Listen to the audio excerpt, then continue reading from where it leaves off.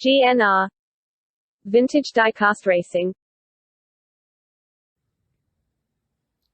So I just got around to opening up this package of batteries from the sizzlershop.com.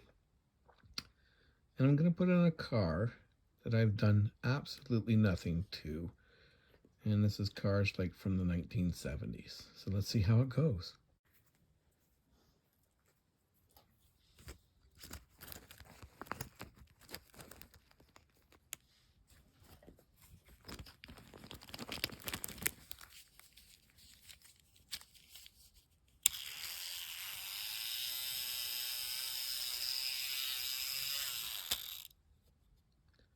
I think I'm going to be having some fun.